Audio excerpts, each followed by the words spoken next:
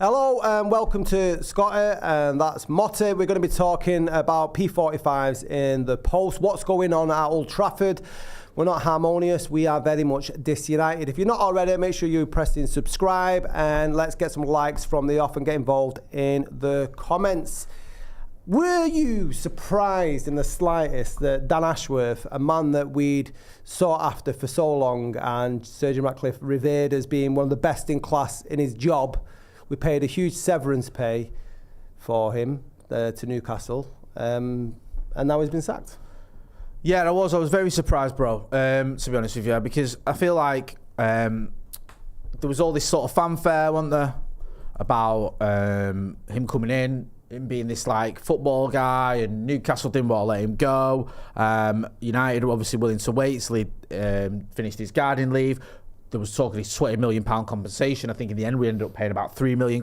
That's a lot of money for basically what is, not a player or a manager. Like £3 million. I know obviously it was a long time ago, but you think about it, we spent like that kind of money on Roy Keane or someone. He's like, hang on a minute, paying £3 million for a guy who's, not going to play for Manchester United or manage Manchester United. He must be very good at his job. So go through all that and the gardening leave and all that and wait for him. July he comes in, December we sack him. I was shocked, Scotty, I'm not going to lie to you. I was absolutely stunned. Yeah, I had to read the message again in the morning. I was like, what? That can't be right, especially after all that, like you said, fanfare. For me, there's two optics of it, though. Go on. It doesn't look very good from a PR point of view that we did do all this sort of chasing round saying that he's going to be part of this new board. The Avengers have assembled at Old Trafford and are going to be part of this. Or, he's going to lead us to, the Phoenix from the Flames sort of thing alongside Omar Barada, Jason Wilcox, and of course Sir Jim Ratcliffe. For them now to leave. And then I was like, the other side of it is, if he isn't going to be very good at his job, if it is a case that we're nearly 6 months in and they've already identified whether it's a bump of heads, whether it's not going to work, is it not the best thing to get rid of him now rather than keep him long term? It doesn't look great from the outside in, but I'd rather do that. That's one of the things I found with the Rúben Amorim signing, is the sort of pace that we said, right, well, Ten Hag was obviously a mistake keeping him in the summer, and we'll get to whether that was Ashworth's decision in a bit. But once he's gone like, right, well, the evidence is there, Ten Hag isn't working, we've got rid of him, we've got a new manager sorted within a week. Do you know what I mean? Like, It's like we've identified that Ashworth isn't working. Yes, it looks terrible because of everything that's gone on before, but if he isn't going to be the right man, get rid of him now rather than try to, round pegs and square holes. Yeah, I get your point, and I think a lot of people have said that, something like, oh yeah, you'd rather sort of, not throw good money after bad or whatever. The issue is, to go through all this sort of rigmarole to get him, and then only, 5 months into his tenure, it's like, no, this isn't going to work. It does smack a little bit of, we don't know quite what we're doing. There is a little, just the optics of it look a little bit like, really? So you made all this sort of, this big announcement, Dan Ashworth's going to come in, he's going to be part of this new setup, and then before Christmas, he's out. Also, as well, there's a lot of upheaval at Manchester United. We had a complete new coaching team come in, like Benny McCarthy went, Mitchell van der Gaag went, Steve McLaren went. Then the likes of Ruud van Nistelrooy and Rennie Harker came in. Then they've gone. The manager's gone. You had Dan Ashworth, Jason Wilcox and Umberada come in. Dan Ashworth's now gone. And then you've got Rúben Amorim and all his coaches have come in. It feels like there's been a lot of change at Manchester United at every single level, to the point where INEOS are now replacing the people that they brought in to replace the ones that were already there. Life moves fast. It does move fast. Especially at Old Trafford. I mean, listen, we'll see. Yeah. I said this to you a few months ago, or about a year ago when we were first linked with him. I'm not going to sit here and pretend that, I was chanting there's only one Dan Ashworth before we got him. Like, we need to get Dan Ashworth. I'd never even heard of him until we were linked with him. That doesn't mean he's not done a very good job, and I think there's a certain degree to, amount of, a certain argument to be made that sometimes good sort of people in that role you don't hear loads about because they're behind the scenes and you just get on with it, and you see the success they have at clubs. He had success at Brighton. He had success with the FA to a certain degree. England had the best run they've had in tournaments since, I can remember. I've never seen us have better runs and get into 2 finals. So I don't know how much of that was down to him, but he obviously had some sort of influence there. Brighton are the sort of held up as the model of what everyone should do. Newcastle, there was a degree of success, although the Tonali transfer is the one that no one wants to own up to, including Dan Ashworth. That's not to do with me, and everyone else is saying the same thing because obviously he had his gambling issues. So we don't. I think we'll see just how good or bad this decision is. It's just like you were saying. It looks a bit chaotic, doesn't it? Yeah, it certainly does. And I was just some of the quotes that have come out, whether it's from leaks from that was part of the Athletic piece, or that have come out since about this wanting a data analyst to try and sign players or get a new manager and stuff. And Sir Jim Ratcliffe's like, well, no, you were signed to do this. You don't need a data analyst. He seems like a bit of a taskmaster, doesn't he? Taskmaster. Even Sir Jim. Yeah, that article. I read that article, and it's like you can tell he's not one who suffers fools gladly. Is that a good thing? I think so, to a certain degree. I think we need a bit of that at Old Trafford, and I like high standards, and I like the sort of the idea that he's got in his head that United should be a certain level. But some of these decisions, I find a little bit. I don't know if unnecessary is the word, but some of the cost-cutting measures seem a little bit. Yeah. I mean, I don't know how much you say. Excuse me, how much you're saving with certain parts. And one thing that does trouble me a little bit, we've seen already from Sir Jim Ratcliffe, regardless of what he said when he was, first being linked with taking over United, or what he said when he first arrived, he does seem to be hands-on. He isn't just leaving it to other people, is it? The Athletic article that Elmstein did on Sunday morning said that Sir Jim Ratcliffe was pivotal in the sacking of Dan Ashworth, forgive me. So he's obviously getting involved. I'm going to get into some of the comments and I'll come back to you. Make sure you are hitting that like button, please, people. There's over 60 people watching. We haven't even got to 20 likes. What? Let's get to 50 likes. Mick Holohan is in the chat, says, INEOS, what a disaster, lads. RB says, club is an absolute laughing stock at the moment. Millsy says, just don't understand why this has happened now. Colin Coupleditch said, could Ashworth have had a probation period which he simply hasn't passed? So INEOS cut ties before it got worse, potentially. What's the usual probation period? It's about 3 months. I think it depends on what role you do. I mean, I've had jobs where it's been a month. Really? And got sacked in a week. But that's a different story. What did we have as our probation? How did me and you pass the probations? I think we just get them extended, don't you? Did you? Is that what we did? Yeah. On report. I mean, we'll be here for 2 days. Yeah. Let's meet every day with the boss to see how you get in on performance review every single day. Mick Holohan also said clown show goes on. Ollie English says, is that unusual that within groups of high performing directors in big organisations they won't always click and see eye to eye? It's just the spotlight on United making this seem such a big thing. Millsy says, I agree, Jay. We did all of that with paying extra for him to come early, and now 5 months in, he's been sacked. Makes no sense whatsoever. Ross Murphy, good to see Ross in the chat as well, says, it's a merry-go-round of chopping and changing. Saad Nasir says, if you guys didn't have a channel depending on this, would you be doing it? Does any of this matter? Oh, sorry, I get your point. Manager Ashworth, when the players are as arsed as the Glazers, nothing will change. Mick Howard says, and we laughed at Todd Burley for the trigger-happy culture. Derby on Saturday at Tanvir, Manchester at 9:82. Says, evening, fellas. Says, this whole Ashworth thing is a joke. There are reports that Rangnick may come back to take over Ashworth's role. I've seen rumours rather than reports on that one, if that makes sense. Asim Hans says, could Ashworth have been the one to cost the club by backing Ten Hag and his signings in the summer? And could that be the reason why INEOS fired him? Do you put weight in that Ashworth backed Ten Hag and that? I've not seen that in the Athletic article. I didn't think it was he backed him. I thought it was that Ashworth did another sort of thing with the Tonali, sort of went all shaggy and said, it wasn't me. You'd extended this. Me and Joe looked at that interview because they did the interview, didn't they, him and Barada, before the Liverpool game for Kieran.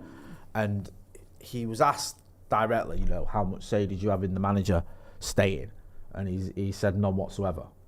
So pretty unequivocal. Now to do with me. So if it isn't him, that's where Sir Jim comes across as a little bit more of a taskmaster. Like, who the fuck are you pointing the finger at? And it's like, well, is Dan Ashworth though? If he was on gardening leave, more or less when the decision to keep Ten Hag was made, then has he not got to say that then? That's the other thing, isn't it? Because he can't say, well, yeah, I was heavily involved. If they go, well, that's illegal, but not illegal is probably the wrong word. Yeah, it's a breaking contract. You're breaking a contract. You shouldn't have been involved because you were not allowed to work for Manchester United until the 1st of July. Well, I was listening to a Laurie Whitwell interview earlier on, and he was saying that there was other ways that Dan Ashworth could have answered that question. I'm like thinking, well, I'm not sure how much there was. Said that. There's not much wiggle room, really. I said that this afternoon on the Paddock podcast. I said he could have said no, but it's a decision I agree with. That would have been a happy medium. It was pretty much, but him saying that was pretty much saying, well, it wasn't me, and me and Omar started the same week. You know, it doesn't say Colombo, there's one for all you older heads, to figure out whose like decision it was. So, but Sir Jim, didn't he himself say, well, they've not been in the job very long about these two people, and that was after the Ten Hag. There was an interview in the summer, I'm pretty sure, about when Ten Hag stayed in the job. Also, as well, just looking at the dates here, it's the 4th of July that United triggered the 1-year extension for Erik Ten Hag. So that's like just over a month. So that was 3 days after, I think, Dan Ashworth officially started. So he could have had some say in it, couldn't he? Yeah, you think so? I know it's only 3 days, but still 3 days long enough to make a decision. He could have come in and gone, this guy's not the guy, what the fuck are you doing, get rid. There's no way that there hasn't been like a WhatsApp from Sir Jim, like, what do you reckon to this? Yeah. Do you know what I mean? And he's gone thumb up or thumb down. Yeah, that does seem like. If it was his decision to keep Ten Hag, is that a sackable offence, do you think? Are United in this position now where we are because of Ten Hag, because of keeping him? If the signings that we've made, because there's been a lot of that going around, like the likes of De Ligt and Xerxes that haven't sort of set Old Trafford alight, less so De Ligt. If they were his decision, is that a sackable offence? Because I think I've seen something that you were doing earlier on, saying it isn't just one thing. Yeah, it's a series of events that also sort of as well to this. Like the signings one. Like, I don't think you can judge these signings. All right, you might argue Joshua Xerxes not looking like the player that we need. But I think Yoro I know he's been injured, you can't judge that. Also, Real Madrid wanted him. No one was moaning about that decision at the time. And I think Lenny Yoro, what is he, a teenager who looks very good player, there's no reason why you wouldn't want to sign someone like that. Mazraoui's been an absolute superstar since he's arrived. I've loved him. De Ligt, I think he's done all right. We're in December. You can't say to me that was a disastrous window. Sack the guy that was semi-involved in it, because I think the one transfer that he wasn't involved in was actually De Ligt, from what the Athletic was saying. I think that was already decided, or there was there was a reason why he wasn't involved. I can't remember. But Mazraoui looks like a decent signing. Ugarte, to me, looks like a decent signing. Lenny Yoro makes a lot of sense. I know it's only early days, but a young centre-back who's absolutely being revered as the next big thing. I get it. Xerxes, okay, he's not looked that great, but is Xerxes a sackable offence? And also, it obviously wasn't just his choice. Yeah. I doubt very much Dan Ashworth arrived at United and went, get Joshua Xerxes. And Erik Ten Hag went, who? Never heard of him, I don't want him. Obviously, the manager's led that one, hasn't he? Yeah. He's a player that he knew. And Dan Ashworth has backed him. So, the article in the Athletic that was reading earlier, which I think Joe on Paddock's going to go into a deep dive at 7 o'clock, so make sure you check that out, was saying that part of the problem wasn't just the sacking of Ten Hag wasn't the issue. It was Dan Ashworth's suggestions left Sir Jim Ratcliffe feeling underwhelmed. Right, okay. So Ten Hag being sacked, or when eventually they decided to get rid of him, or even when they were debating what to do, I don't know the exact timeline, but Dan Ashworth suggested people like Eddie Howe, Marco Silva, Thomas Frank, I think Graham Potter, and Sir Jim Ratcliffe wanted him to think further afield. Because he wanted managers with Premier League experience. And there was also the thing, wasn't there, about him not being able to work with a manager that has such a steadfast formation that's at odds with the sort of football that Dan Ashworth seemingly wants to play at Old Trafford. And that's a bit of a strange one as well. It is a little bit of a strange one. Who's deciding, like... I mean, I don't get that one. Also, one of the biggest criticisms of Erik Ten Hag that we had was there wasn't this style of play. So, you know, it was like, well, what is the style of play? What is he trying to do? No one quite knows. So the idea that this style of play that no one can identify is so unchangeable that we can't possibly have a manager that wants to do a different style, because that'll just be insane, makes zero sense to me whatsoever. Because people who are far better, you know, analysing football than I am still couldn't work out what was exactly what we were doing at United. So the idea that like it was irreplaceable, it's nonsense, isn't it? Yeah. Like surely we could go to a 3-4-2-1. Why not? If that's what the manager has made his reputation on and his name on, why not do that? And also, can someone like Matthijs de Ligt playing a back three? Yeah, of course he can. Come on. Lenny Yoro, yeah, why not? Like these players that we brought in, your guy, can he play in a 4-man midfield if it's part of a 3-4-2-1? Or if it's part of a 4-3-3, or no, of a 3-man midfield, sorry, if it's 4-3-3. Of course he can. You think most modern footballers now are adaptable? There isn't many that are like, I'm not joining that club because I prefer 4-4-2. Nah. Do you know, I just don't think that is the case anymore, and most footballers will be able to slide into different systems.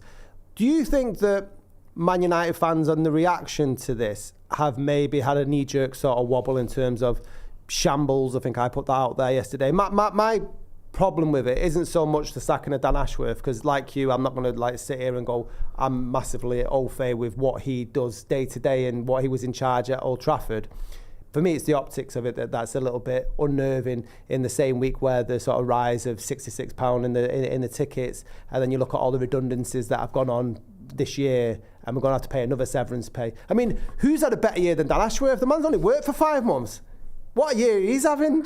he's had gardening leave, hasn't he? He's sat in the garden for 6 months. And then he's started a new job and he's been let go after 5 months and probably had a massive payout. Yeah. But you see that as well, the report in the Athletic, that apparently Jim Ratcliffe was annoyed that on Rúben Amorim's second day, Dan Ashworth went on holiday. Had he already had it booked? Mate, he's been on fucking gardening leave for 5 months or whatever it was, 3 months. Then he gets here, then he's like, the new manager starting, I'm off on my old sauce. That's true though, because was that like pre-season or was that like no? Because he'll have gone away during international break, wouldn't he? He's got here. That's what I mean. Like, Maybe, the thing is, the kids on holidays. You know what it's like, Jay. You can't take the kids out of half term because if you take them out early, you get charged. Maybe that's what was up with him. I don't blame him at all for that. Well, obviously, Sir Jim Ratcliffe's not as forgiving as you are, because that seems to be one of the reasons that he's been let go. Get involved in the chat in the comments. Let us know what you think. Do you think this is fair? Fine. You're not bothered. Some people aren't bothered. Do you think this looks like INEOS don't know what they're doing? Or do you think this is decisive? Is this the sort of cold-faced, hard-nosed decisions we need at this football club? Well, let's flip it on its head, because... Get rid of them all, that's what I say. Fuck them all off. Yeah, fucking shite. Make sure you're pressing subscribe and like. But if this was under the Glazers, we would have, and let's say Dan Ashworth was the wrong man for the job, incompetence would have been able to go on for a long time, as evidence shows. So we've got to have some form of faith that Sir Jim Ratcliffe, who may feel like he was thrown under the bus with the Ten Hag being kept on, which for me that's what it kind of feels like. But look at the evidence of what he's doing at Nice. When he started, they were a second division club, and now the 5th in league. Were they second division when he started? Not second division England. No, were they not in the top tier of I don't football? think so. I think they were like League 2. Hang on a minute. I've stole that fact. I found a mitten on the Athletic podcast. Well, I don't know. Right. Okay. Well, I'm not going to say that. I'll question you, but I won't question Andy Merton. Where were Nice? I'm struggling with spelling there. Well, don't look at me. Don't look at when I'm doing something. Hey. Are we going to talk about the Omni Shambles at the weekend? If you want. I'd like people to get involved.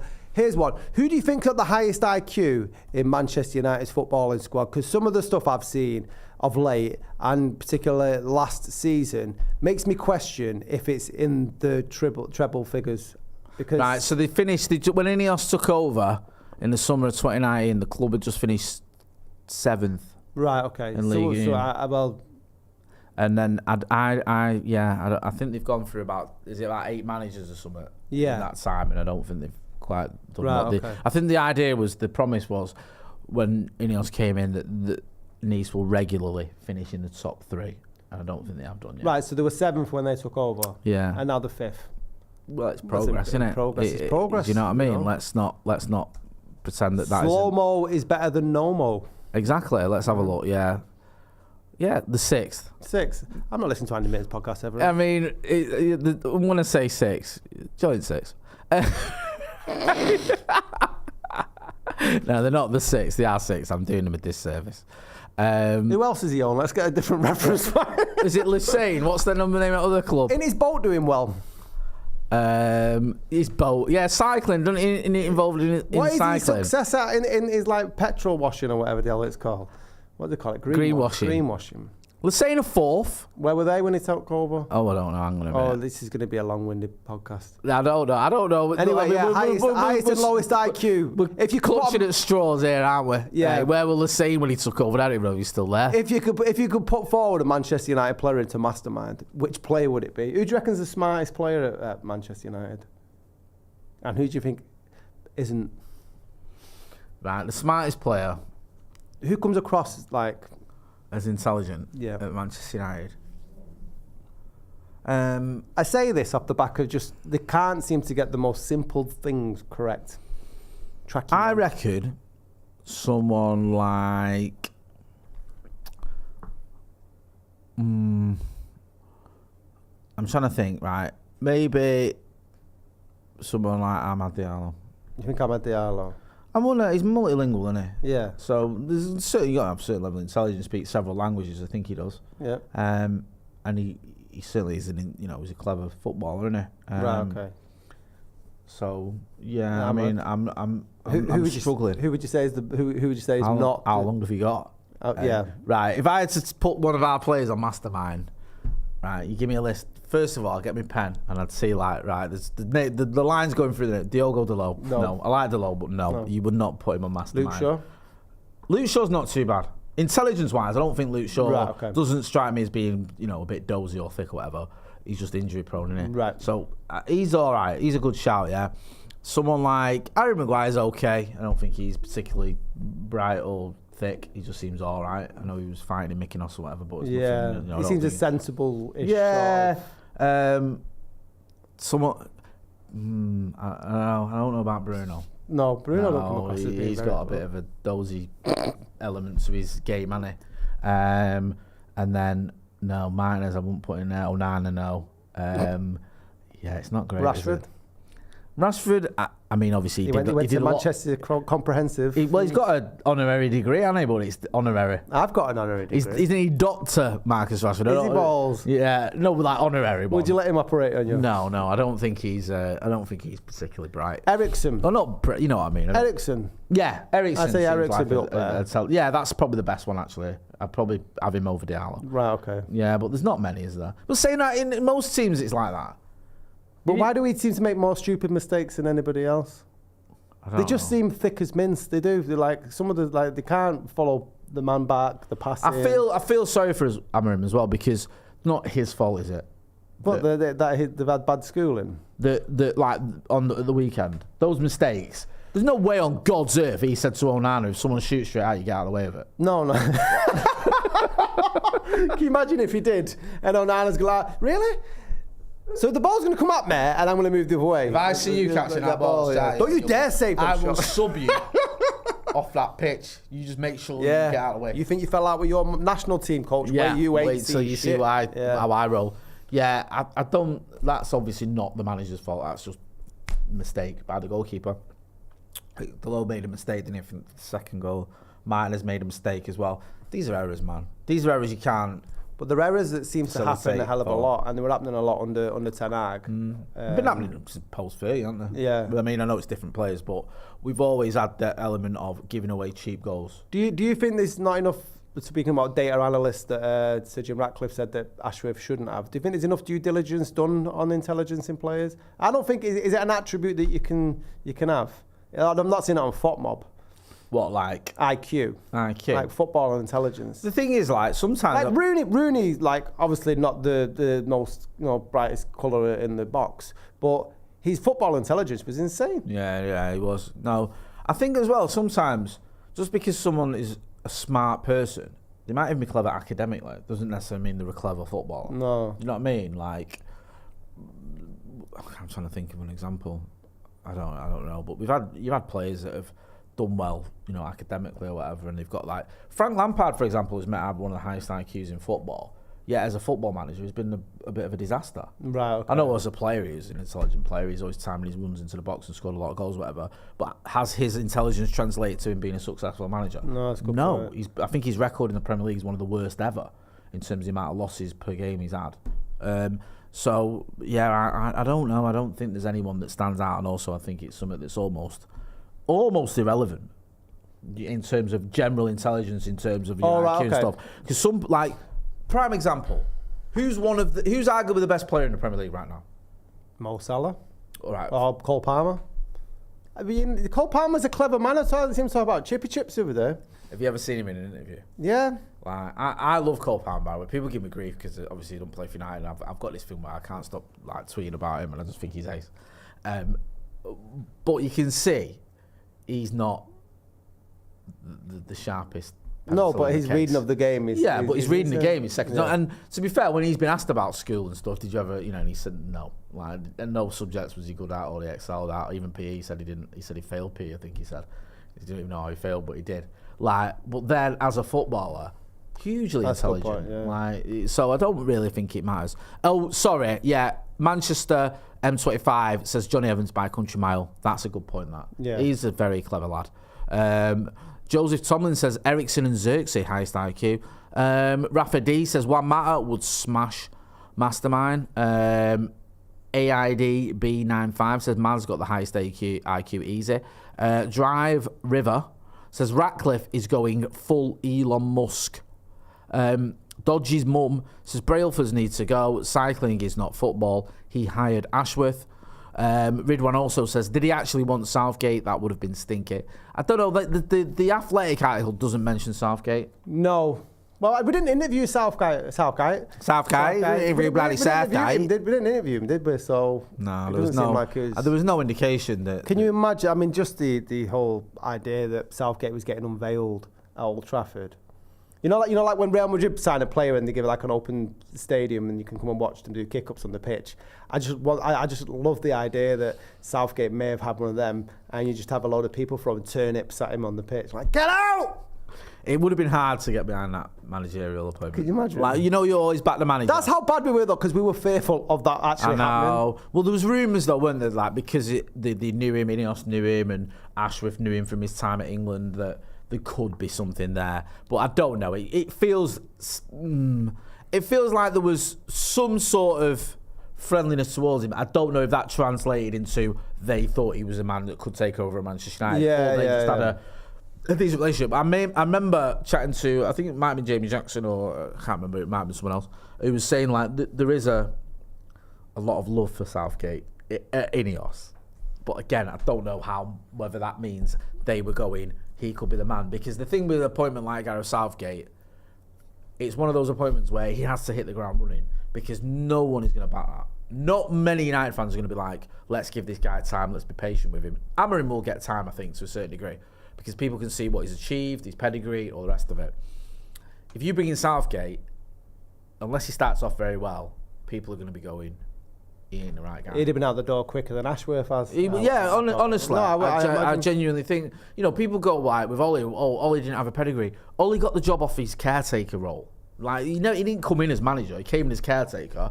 We went on that record-breaking run, and the baffling thing was when we stopped winning games, when we started losing, then they gave him then they offered him the contract, which made zero sense to me. But it was that caretaker thing that got him the job. With someone like Southgate, if he came in as manager, after one loss, you'd be like, I don't know about this, because people will just want to back him, because what did he do at club level? Nothing. Yeah. Got relegated. Certainly a bullet dodged. But what are you making of Amorim then, seriously? He's got his work cut out for him. I'm kind of not grateful that we've been displaying the sort of calamitous defending that we did last year, but there might be a silver lining, and he can see really how bad it is. Sometimes you can buy a car and not see what's under the bonnet until the receipts run out. No. Do you know what I mean? So now it's like he can see how flawed this football team is, or football club, maybe in many a way. So he can see what's repaired. I've never seen a man lose his tan so quick. Like, what have you been referring to, Stiaus, and the glow up, or whatever it is? Yeah, Stiaus' glow up. So do you not think like Rúben Amorim's like Manchester's weather is taking? I don't know. I saw some of them pictures, and I think it's a little bit disingenuous. Like, it was absolutely bucking it down at the weekend, and I saw pictures of him after the game and like, look what United does to you, and I thought, well, it's soaking wet. You're not like immune to water. Do you know what I mean? Like, what do you want to do? Not get wet when he's been stood out in the rain? Never seen rain before. I know, it's like, I thought it was a little bit, and also, I saw that the picture, like his first press conference where all the lighting was great, and the you know what I mean, you could tell. Someone's put it for a grey filter on. Yeah, they put a bit of it, like, everything's glowing, and then it was after the game, and he's all wet, and he's looking a bit like, and the shadows weren't great. I feel there's a little bit of kidology going on there. Well, listen, I think Rúben Amorim is a good appointment. I think of the names that were being suggested, he was the one that made the most sense. Obviously, he's very young. It's going to take a little while. We can see that we have a massive gulf between Manchester United and the teams at the top. I've always thought at United, even post Alex Ferguson when we've struggled, we've always had at least 2 or 3 players you go, they'd get in almost any team.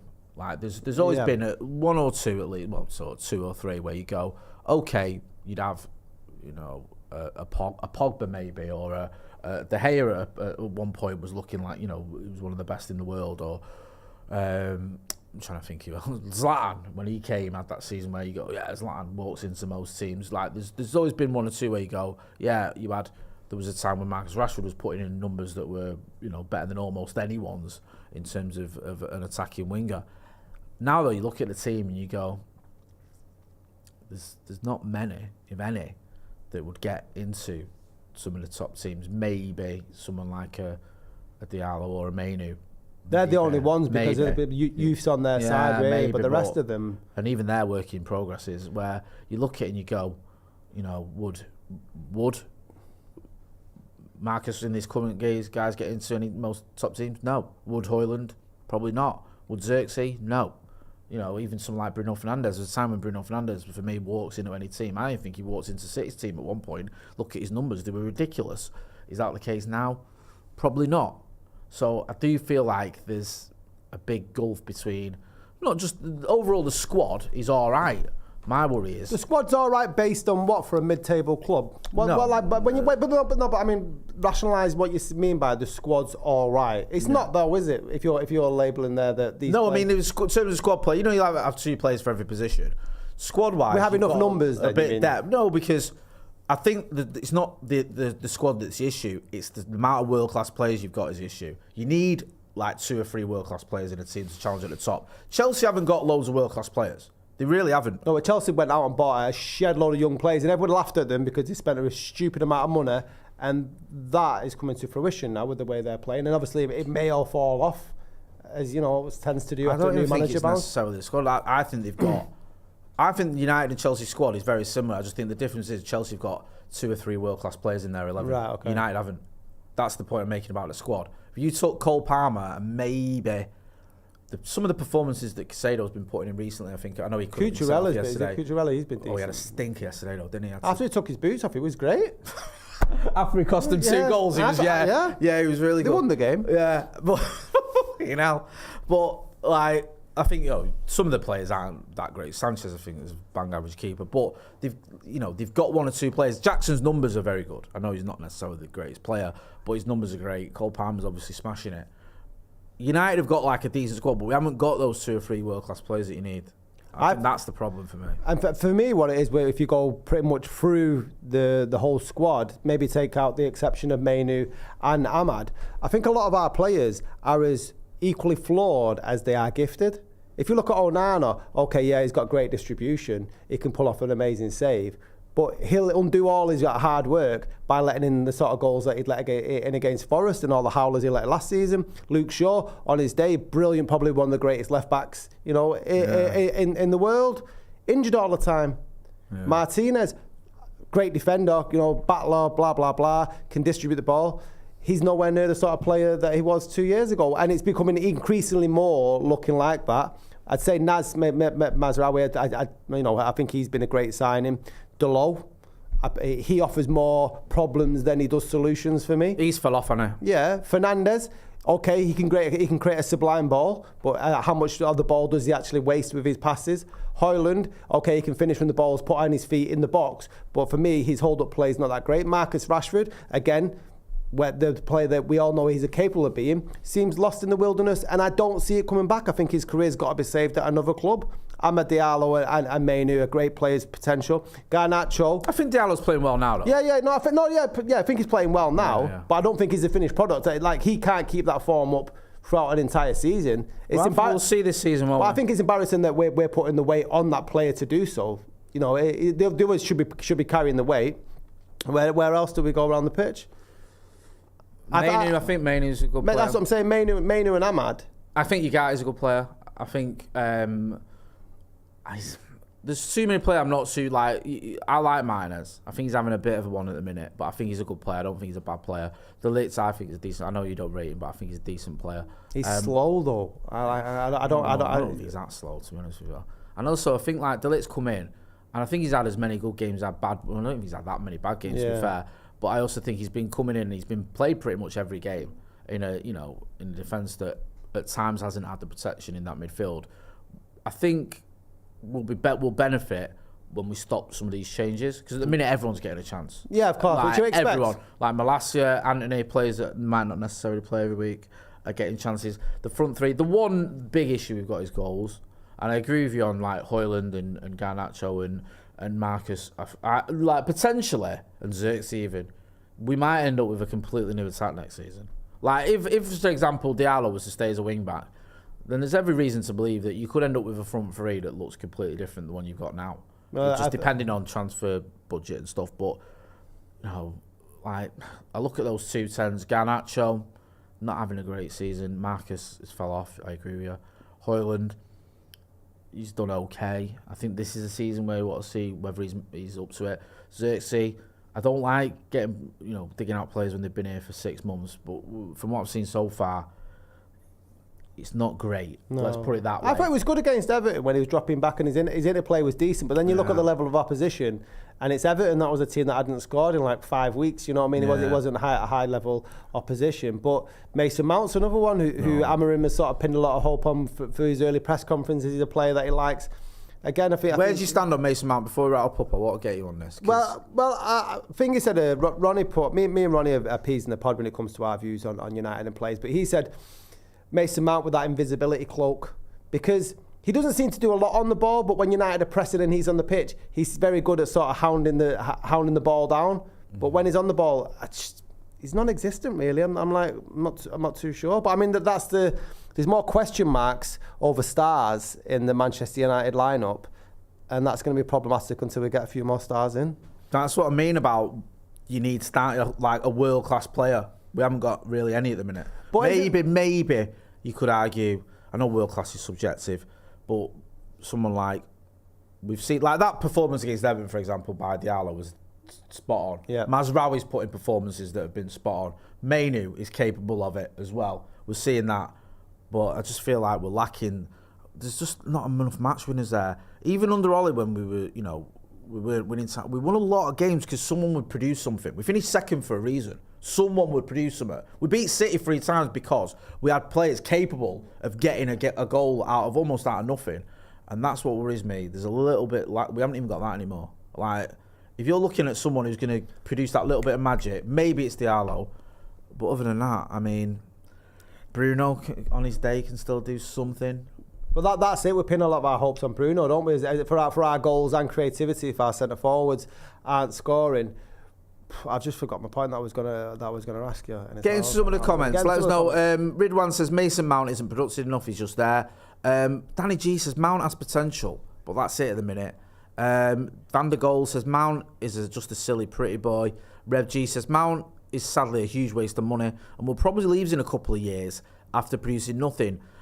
Joe Johnson says Mount still playing scared, hasn't had his I belong here moment yet. Drive River says the game was over when Mount came on. He came on with 25 minutes, I think, left to go. I don't know if it was over. I think that United looked like they were that team that could easily get back into that game. About that one. Ridwan says too many players that put in a 4 out of 10 or a 5 out of 10 performance every time, just in effect. The thing is, right, I know this sounds like people look at it and you can go, you need another 10 players or whatever. But sometimes even 1 or 2 players can make such a big difference. If you've got someone who you know can score goals, then all of a sudden, that's a big improvement on the team. Do you remember when we were 6 points off the top 4 and everyone thought this team's shite? Yeah. We're done. Bruno came in, and all of a sudden, Martial starts scoring goals, Rashford starts scoring goals, Paul Pogba came back and it's influencing. Yeah, you need if you can get. I know they don't grow on trees, so it's not an easy fix. But if you can get one or two players who can come in and can score you goals, it's a shame that Chido Obi-Martin's so young. Because I think there's a player there, but he's fucking 16. You're not going to put him in now. No. Or 17, sorry, he's just turned 17. You're not going to put him in now. And it's a detriment to the transfer policy that's gone on both with INEOS and beforehand that we're looking at. We've spent 70 million on Højlund, 40 million on Xerxes, 80 million on Anthony, and we haven't really got any. 250 million? Yeah, we haven't really got any goals, have we? It's worrying. What I was going to say is this is where Amorim has to earn his crust then, because I know it was something I put at Ten Hag as well. The greatest of managers can get a tune out of players that aren't available. If you look at, I don't know, it might be the exception to the rule. Ranieri got a Premier League winning team out of Leicester. Do you know what I mean? Ferguson managed to get more out of players than their ability on paper. It's for this season at least. It's going to have to be Amorim's going to try and find a way. But what I have appreciated, there's been a lot I've appreciated about Amorim, but especially his press conferences where he said he sort of expect this. This might be new to people in the press, but yeah, he went through a similar thing at Sporting. It just wasn't on a bigger scale because it's not as big a club as Man United. So he seems like, I'm not surprised. He pretty much from day one, he said, we are going to, sooner or later, we're going to get found out, or we're not going to win every game, blah, blah, blah. And that's coming to fruition. So it's like he's predicted the situation where we're at. I hope we're not out against City on Sunday, but it's probably going to be down more to him than trying to wait for Sir Jim Ratcliffe to, get his hand in his pocket for January, considering that he's give Dan Ashworth more money on his severance pay. Mate, yeah, I get your point. I feel there's only so much a manager can do with what he's got, though. The whole Leicester thing is such an outlier. And even then, Leicester had 3 or 4 world-class players. Like, Jamie Vardy broke Rúben Van Nistelrooy's record. Yeah, N'Golo Kante is one of the best DMs we've had in the Premier League. He's overrated. Fuck off. But he didn't say that in 2021 in that final. Riyad Mahrez won PFA Player of the Year. They had some match winners. United are not, we haven't, and that's obviously, as I said, it's a bit of an outlier. But he got a tune out. But there are managers that get better out of the players. Yeah, and then available. Yeah, like even Fergie though. You mentioned Fergie. Fergie spent big as soon as he got here.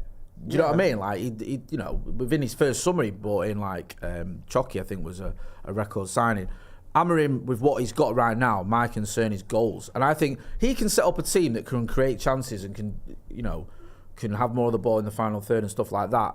The manager can do that. He can't physically put the ball in the back of the net, and my big worry is the likes of Højlund, Xerxes, Rashford, Garnacho.